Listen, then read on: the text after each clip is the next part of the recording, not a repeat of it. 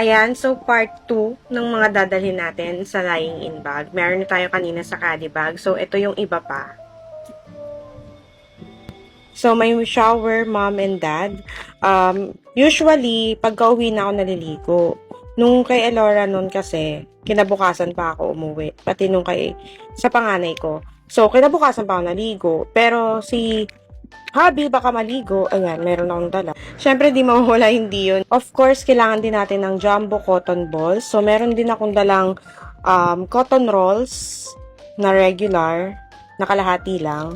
Tapos, yung extra disposable na undies. So, di talaga ako nagdadala ng mga panty na lalaban. Ayan.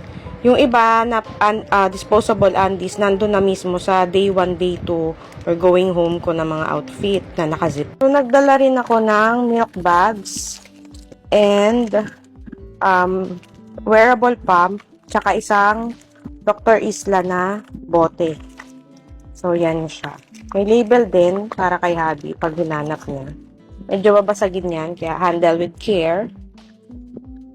Hindi mawawala, ang pinaka-importante din is yung lampin para pagka lumabas si baby and yung mga maduduguan to. So, ito yung pwede ko i-let go. Ang dami ko ng lampin din before na let go dahil tinapon, sinama sa garbage bag kasama ng placenta.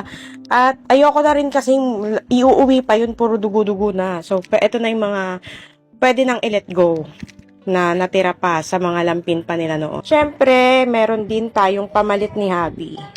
So, isa lang daw kasi baka hindi naman niya kailangan mag-andon fashion show. Ito yung day 1 ko, maternity dress, meron ako disposable undies dyan. Hindi na ako naglala ng jacket kasi ilalabas ko yon para pang pauwi yon.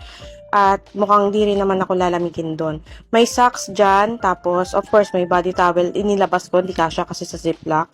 Sweat towel, breast pads, pads, andun yan lahat. And of course, going home, yan, ayan siya.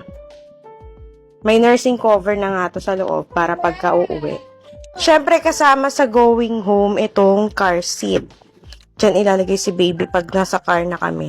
And meron din tayong mga extra receiving blankets and bath towel. So, may Pranela style to, may mga hood. Yan, dalawa yan na makakapal.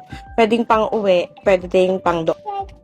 And of course, blanket ni baby. Kasi hindi ko naman dadalhin yung kanyang nesting bed. Tapos, ito lang yung dadalhin ko, yung unan. Kasi may pabilog yan dyan para hindi mag-flat head. Of course, ang nursing pillow habang Tapos, yung makapal na unan kay Habi, extra niya. At unan ko, ito yung nilalagay ko sa tiyan ko kasi medyo paslant siya. Stitch na unan. So, meron din tayong kay baby na day 1. Unang set, ito yung may receiving blanket, overall, hindi ata ito yung overall. Ito yung onesie, pero hindi siya talaga onesie kasi ang snap button niya ay nasa gilid. Tapos may pajama, terno na hat, gloves, and socks. Ito naman yung overall, set 2, may hat and gloves na lang kasi itong overall niya kasama na yung sa paa. Ayan. Meron din tayong set 3 na tie sides na manggas, may pajama, may hat, gloves, and socks. Meron din tayong going home outfit ni baby. Ito na yung overall na may hood naman. So, wala na tong kailangang socks, gloves na lang yung nilagay ko dito. Tsaka hat, kasi baka matanggal-tanggal yung hood. And nagdala pa rin ako ng extra 2 sets na overall na may partner na mga hats and gloves. Siyempre, may changing pad tayong dala para pag nagpapalit ng diaper. At may pang photoshoot na medyo dalawa lang to. Hindi ko na dinala yung photoshoot blanket, sa bahay na lang. Kasi may pa free photoshoot na dun sa lying-in. And ito yung natira ko pa nung nanganak ako dun sa pangalawa ko. So, 8 pads to.